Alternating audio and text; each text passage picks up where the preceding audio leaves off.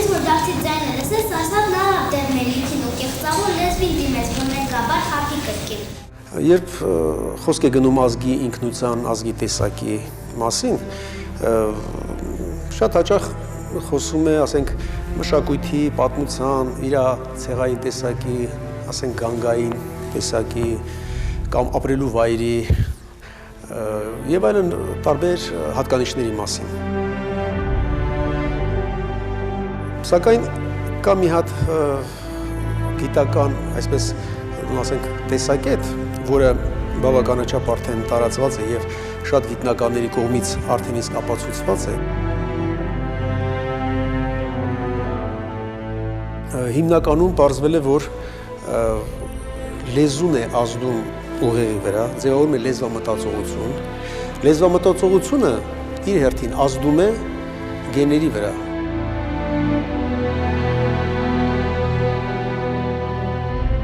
Լեզվի դերը անձի հոգեկան զարգացման, հոգեկան գործունեության տեսակետից ուղղակի կասկածի ենթակա չի, այն երկբա է։ Ես միանգամայն համամիտ եմ, լեզվամտածողությունը շատ կարևոր երևույթ է, բայց ես հակված եմ ավելի լայն մոտեցում ունենալ։ Պետք է խոսել ոչ միայն լեզվամտածողության մասին, որովհետև մտածողությունը ընդամենը մեր հոգեկան գործընթացներից մեկն է։ Ընդհանրապես պետք է խոսել անձի վրա լեզվի ունեցած ազդեցության մասին։ Եվ վերջապես Այբուբենի մասին, որը մեր ժողովուրդը հայ պատմիչների վկայությամբ անխախտորեն համարում է որպես աստվածատուր։ Իմիջիալից Գրիգոր Տաթևացին այսպիսի մի միտք ունի, Աստվածաշնչի Հովհաննես Ավետարանչի եւ բանը մարմին եղև եւ խոսքը մարմին դարձավի համար ասում է, որ յուրաքանչյուր միտք նախ ծնվում է մտքում, այնուհետեւ նա մարմնավորվում է թղթի վրա գրելով եւ ապա հնչվելով։ Այս փոխանցականությունը մենք գտնում ենք նաեւ մեր Այբուբենի մեջ։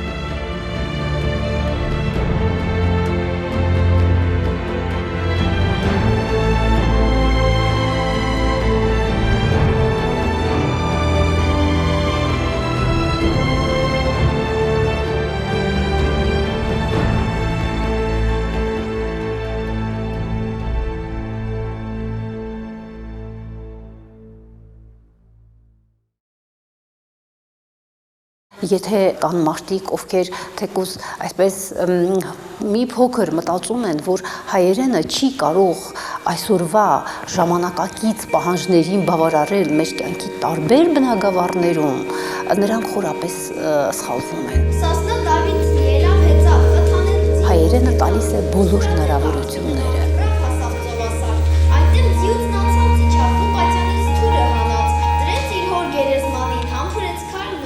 Ինչ վերաբերում մեր լեզվին, մեր լեզուն այնքան հզոր եւ հարուստ է, մեր Այբուբենը այնքան կատարյալ է, որ պատահական չէ, որ ժամանակին,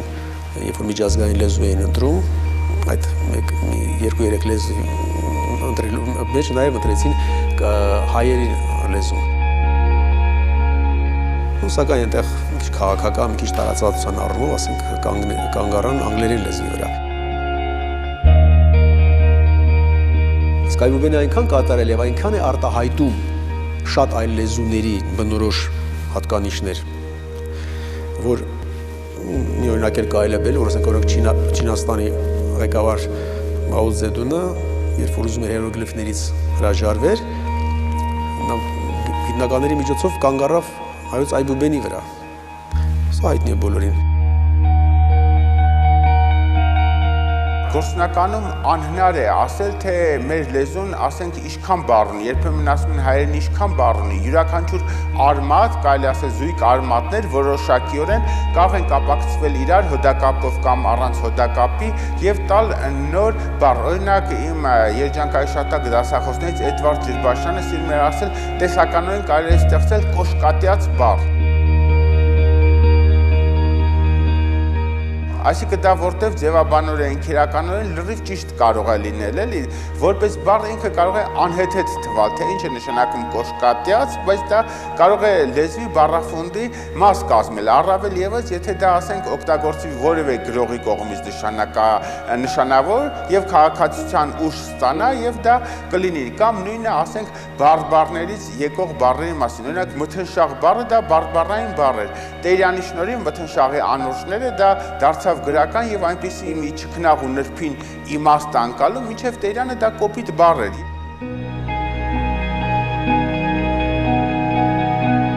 Պետք է խոսել ոչ միայն լեզվամտածողության մասին, որովհետև մտածողությունը ընդամենը մեր հոգեկան գործընթացներից մեկն է։ Ընդհանրապես պետք է խոսել անձի վրա լեզվի ունեցած ազդեցության մասին։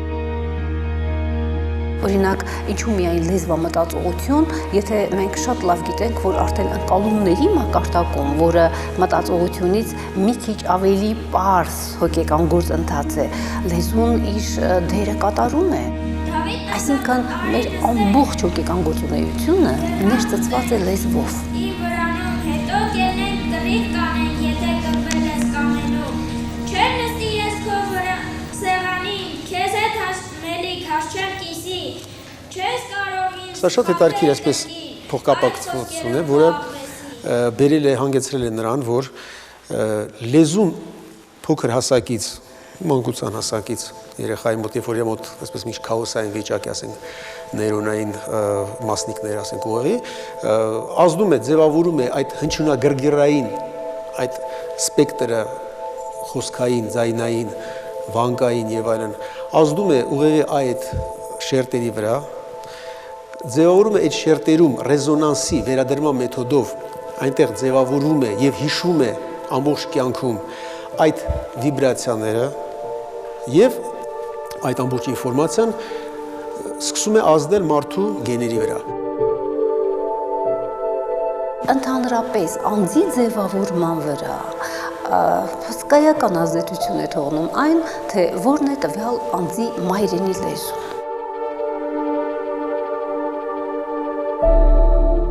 Հաճախ ասում են մարդը այն ազգին է պատկանում կամ այն ազգի ներկայացուցիչ է, որտեղ որ ինքը ապրում է։ Իրականում դա կարելի է այդպես ասել իհարկե, բայց եւ այնպես ինչ լեզվով նա խոսում է, նա այդ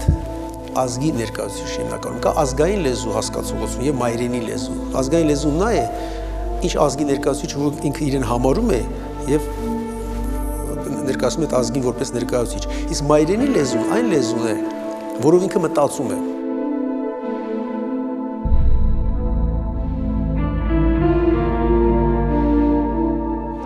Հանում ես այդ առանցքը մայրենի լեզուն, արդեն ազգի մասին խոսալը ժամանակավոր խնդիր է։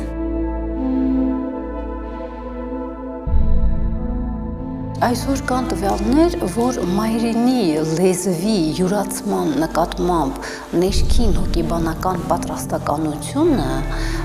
տրվում է ժառանգաբար։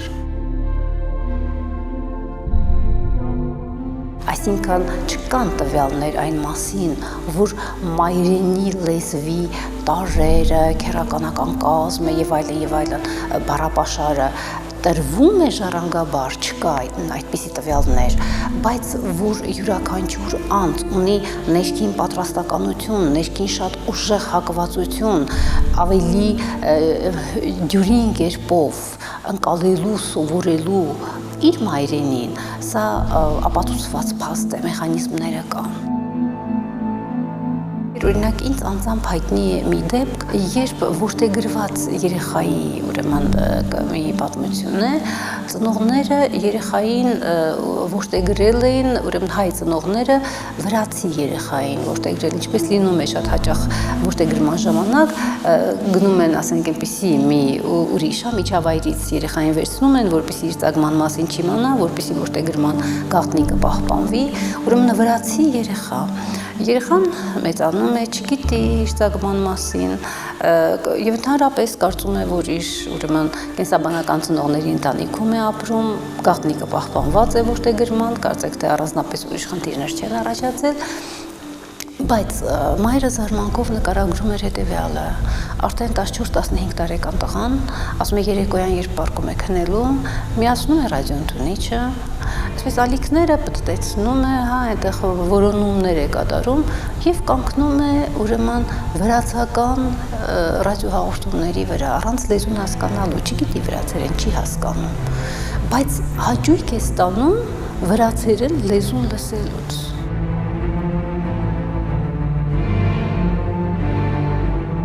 Երբ հարցնում են ինչ ես լսում, չէ որ չես հասկանում, նա ինքը չի կարողանում պատասխանել հարցին։ Ուղղակի ասում է, որ շատ հաճելի է լսելը։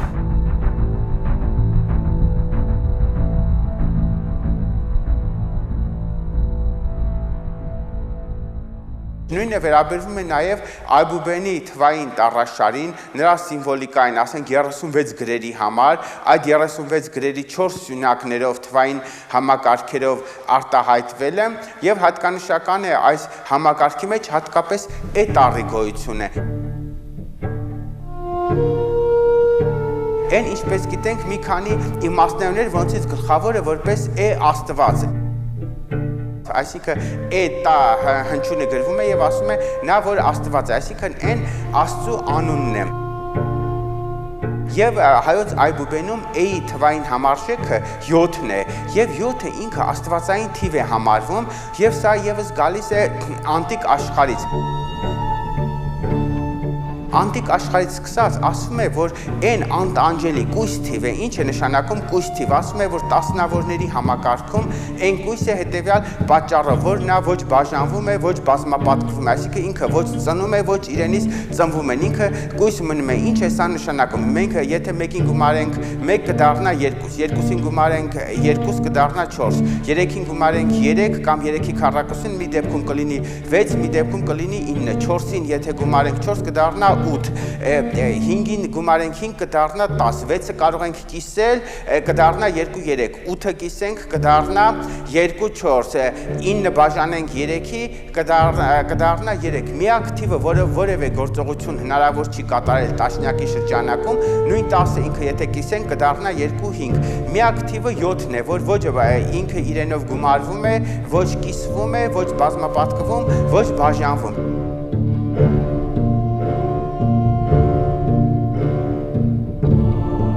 Ահա այդ անտիկ ըմբռնումը իր մարմնավորումն է գտել Մաշտոցյան Այբուբենում նրանով, որ նա արտահայտում է 7 թվի գաղափարը, 7 թվի գաղափարը եւ այն սերտորեն միահյուսվել են իրար։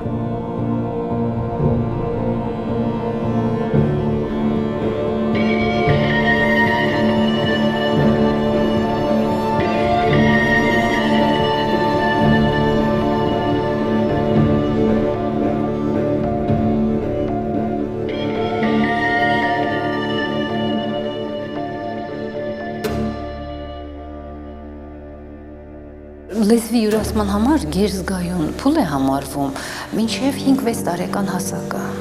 Այսինքն, եթե մենք չենք ուզում անձի զարգացման մեջ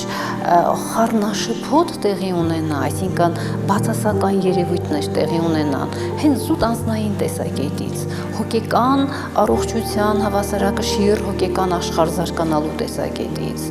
լավագույնն այն է, երբ երեխան մեծանում է իր մայրենի լեզվի մթնոլորտում։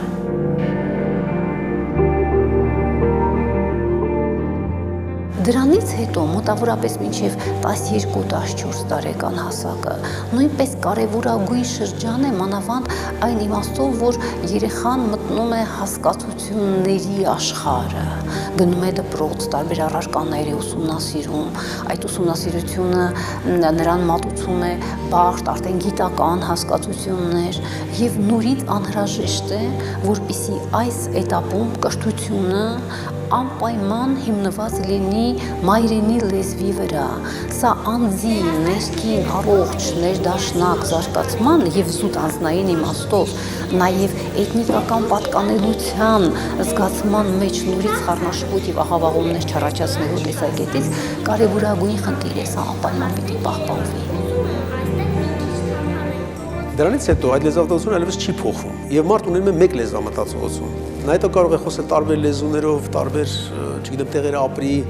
անգամ իր մայրենի լեզուն էլ այսպես ինչ որտեղ մի քիչ գործածությունից դուրս գա, սակայն լեզվամտածողությունը երբեք չի փոխվում։ Նրա մոտ միայն թարգմանչական ֆունկցիաներն են սկսում գործել։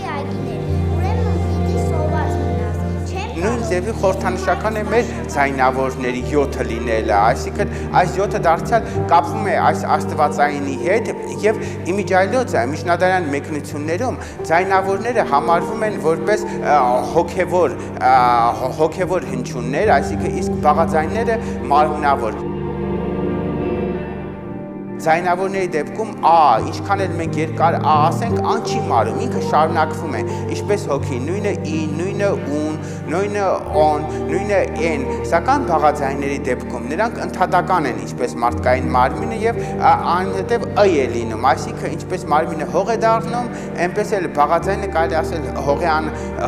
հողանում, փոշիանում է, երբ որ բ, գ, ինչ բաղաձայն հնչյուն, որ մենք ասում ենք, մի ը է առաջ գալիս եւ դրանով նա կարելի ասել փոշիանում է։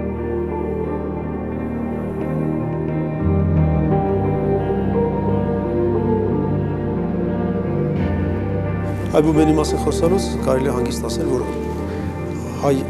հայ ազգի ներկայացուցիչ այն անձը, որի մայրենի լեզուն հայերենն է, այսինքն լեզվամտածությունը հայերեն է, եթե գրագետ է, գիրք է եւ աշխատում է իր վրա այսպես զարգացման տեսակետից, որևէ խնդիր չունի այլ լեզվով լավ խոսելու, մաքուր անգամ խոսելու, տիրապետելու այլ լեզուների, այլ մշակույթների, այլ ազգերի, ցանկացած այլ խնդիր իր համար շատ հեշտ է լուծվում։ Հակառակը տեսնում ենք, որ այլ ազգի ներկայացուցիչները չնսեմացնելով եւ անուններ չտալով, այլ ազգի ներկայացուցիչները ավելի երկար process են ասում, ավելի երկար տարիներ, որ կարողանան հայերենին տիրապետեն եւ հայկական մշակույթին, հայկական գրականությանը եւ այլն։ Սա ակնհայտ է, իսկ հայերի համար դա խնդիր չի։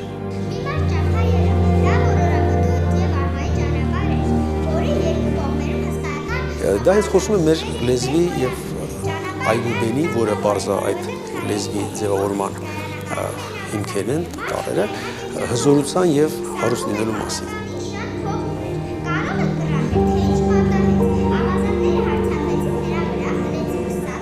Կարելի ասել, որ մեր լեզուն լինելով հին լեզու, ինքը բազմաշերտ է եւ այս բազմաշերտությունը մենք ասում ենք, չէ, լեզուն հիշողություն է, այսինքն հայոց պատմության յուրաքանչյուր մի շերտը, իր հին ծիսական հավատալիքներ, մյուսներ պահպանվել են լեզվի մեջ։ Օրինակ վերցնենք ընկճել բառը, սա իր մեջ ամբողջ մի մշակույթ պարունակող հասկացություն է այս բառը, ինչ է նշանակում ընկճել, նշանակում է ընդ, ներքո եւ կուչ բառը, կուչ որպես ծունկը, չէ, կոճը, որ ասում ենք ծնկի եւ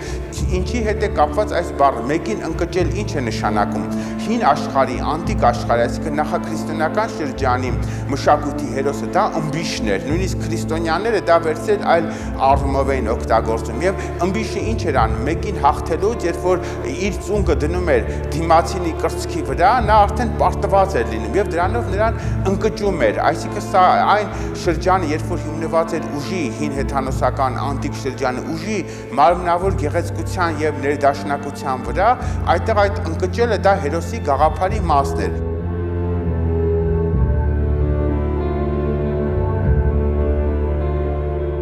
Օրինակ, ես ինքս որպես մասնագետ, որպես հոգեբան,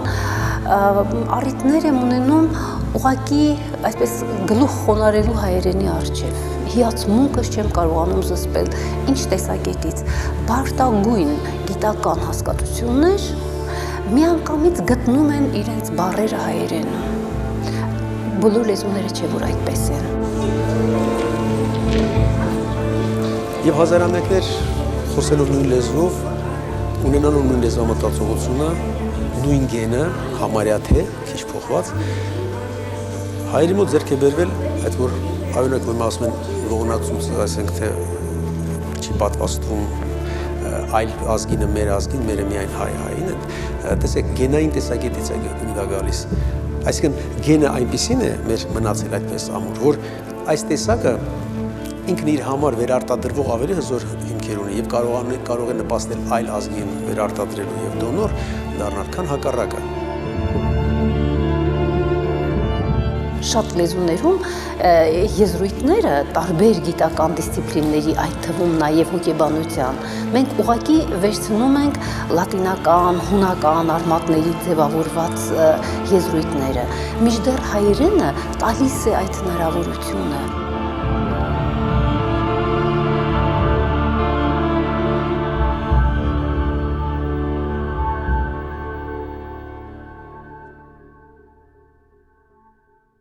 Մի կողմից մեր առջև դրված է մեր լեզվի պահպանության, այսինքն ավանդույթների խնդիրը, մյուս կողմից էլ այն, որպեսզի մեր լեզուն չվերածվի անախրոնիզմի։ Այսինքն մենք տեսնում ենք մի կողմից ավանդույթ եւ մյուս կողմից էլ նաեւ նոր ժամանակ այսօրվա մարդու համար ընկալելի։ Հետևաբար մեր խնդիրը պետք է լինի լեզվի պարագայում էլ ոչ կտրվել ընդհանուր ընթացքից, ոչ էլ հնում մնալ։ Երբեմն ասում են վերադառնալ ակունքներին, բայց դա այնքան էլ ճիշտ արտահայտություն չի, որտեղ վերադառնալ ակունքներին դա նշանակում է ինչ-որտեղ անախրոնիզմի գնալ։ Մարդը երբեք հետ չի կարող գնալ։ Պարզապես առաջ գնալը դեռ պետք է մի անընդհատ շղթա լինի, շղթայի որևէ օղակ չկտրվի, մենք չփորձենք այնպես անել, որ մեր անցյալի ավանդույթի շղթան կտրվի, այսինքն շարունակական նորարարություն պետք է լինի եւ այդ նորարարությունը պետք է հիմնվի ավանդույթի վրա։ Գիտեք ինչն է զարմանալի, բարդագույն, խորքային հոգեբանական երևույթներ, որոնք իմաստային տեսակետից շատ նրբերանգներ են պարունակում, մենք տեսնում ենք, որ ահա հենց այդ նրբերանգը արտահայտող հայերեն բառը մենք կարողանում ենք գտնել, ունենք։ Այսինքն, աներկբայորեն առանց կասկածելու մի վայրկյան անգամ կարող ենք մենք ասել, որ հայերենը գիտության լեզու է։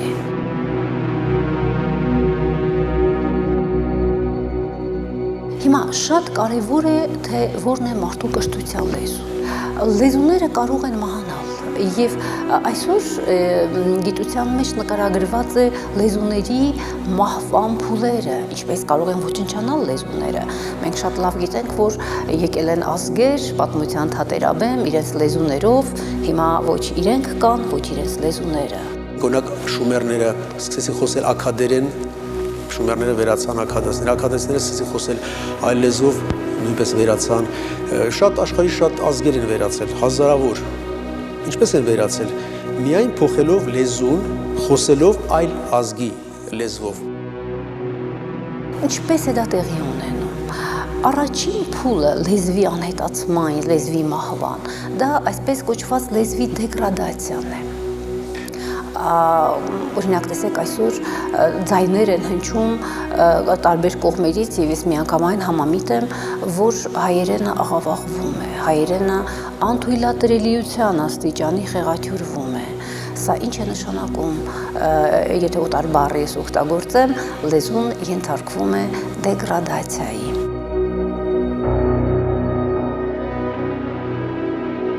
Ուրեմն տեսեք, կարծեք թե առաջին փուլում ենք։ Հաջորդ փուլը այն է, որ լեզուն զարգացում չի ապրում։ Իսկապես, եթե ինչ-որ մի բան զարգացում չի ապրում, նա կամաց-կամաց գնում է դեպի ոչնչացումը։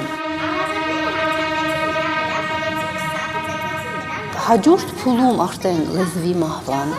ինչ է տեղի ունենում, կամաց-կամաց աննկատելիորեն դուրս է գալիս գործածությունից։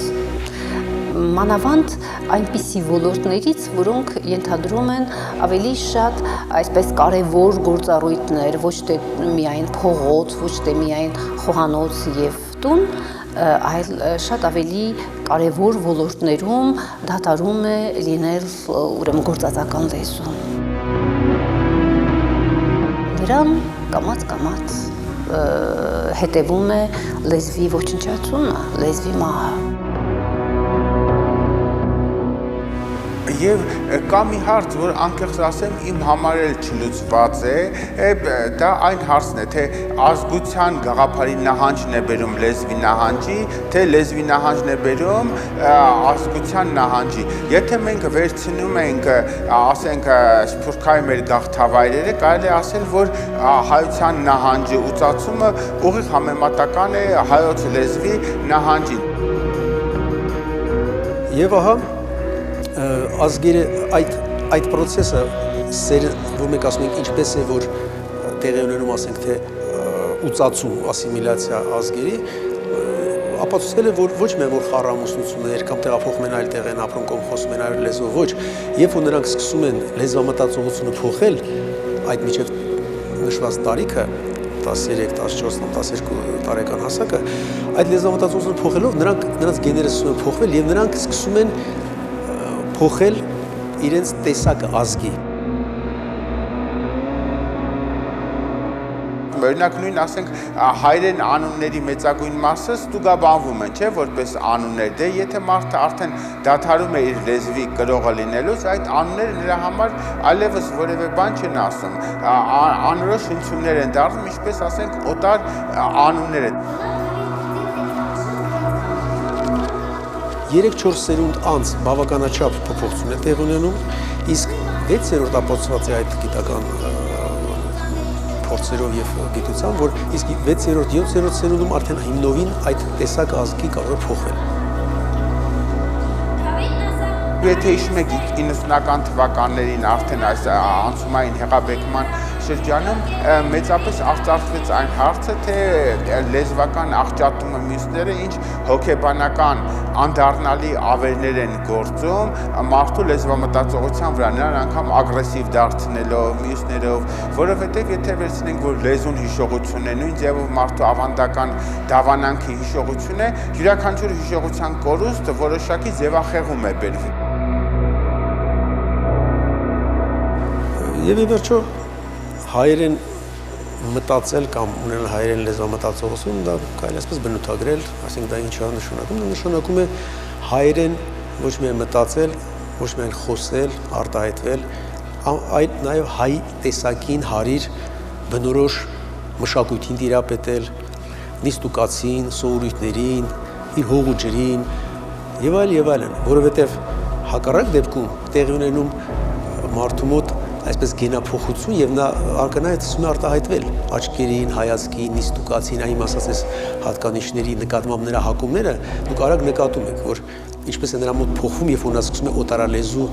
լեզվամտածողությամբ ապրել։ Եվ ամենակարևորը չէ, եթե ասում ենք հայության դրսում սփռվածության միշտ մի ձգողականության ծանրության կենտրոն է պետք եւ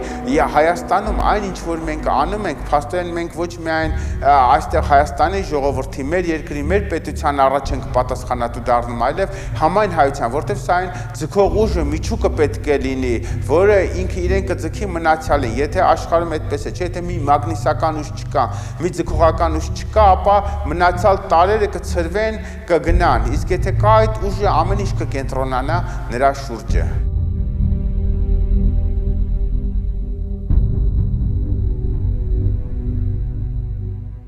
Կցանկանայի նաև մեջ բերել շատ հայրենասեր, շատ հայասեր մեծագույն գիտնական Ռաֆայել Իշխանյանից մի փոքրիկ այսպես հատված, ինչպես է նա արտահայտում հայերենի վերաբերյալ, տեսեք, հայության իբրև առանձին ժողովրդի գոյության առանցքը հայոց լեզուն է, որի վրա հիմնված են մյուս հատկանիշները, մշակույթային, երաժշտական, ճարտարապետական եւ այլն, ազգագրական եւ ուրիշ։ Հանեք առանցքը մայրենի լեզուն, կթափեն մյուսները։ Այսպես եղել է հազարամյակներ շարունակ, հայրի ծագումից ի վեր, այսպես է եւ այսօր, այսպես կլինի եւ վաղը։ Եվ մեկ այլ հայտնի գիտնական Ուշինսկու խոսքերը, եւ չկա ավելի անտանելի բռնություն, քան այն, որն ուզում է ժողովրդից խլել նրա ապրած, գնացած նախնիների, անհամար սերունդների ստեղծած ժառանգությունը։ Խլեցեք ժողովրդից ամեն ինչ, նա կարող է վերականգնել, սակայն խլեցեք լեզուն, եւ նա այլևս չի ստեղծի այն։ Ժողովուրդը կարող է ստեղծել նույնիսկ նոր հայրենիք, բայց լեզու երբեք։ Մահացավ լեզուն ժողովրդի շուրթերում, մահացավ եւ ժողովուրդը։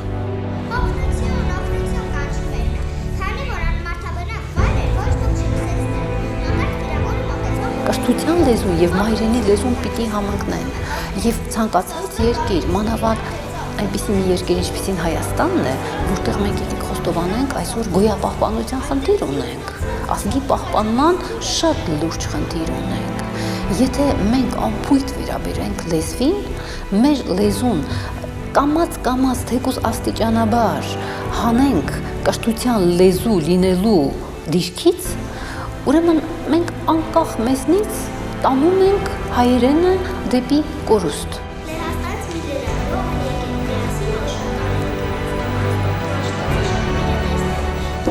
Կա այդպիսի համաշխարհային փորձ։ Օրինակ Պարագվայի ազգային լեզուն կոչվում է գուարանի, այդպիսի լեզու կա։ Հիմա ժամանակի ընթացքում այդ լեզվով ընդամենը խոսում են տանը եւ փողոցում։ Կրթության լեզուն իսպաներենն է։ Եվ այսօր, տեսեք, երևի շատ քչերն են լսել այդ լեզվի գոյության մասին։ Դա մեռնող, եթե չասենք մեռած լեզու է։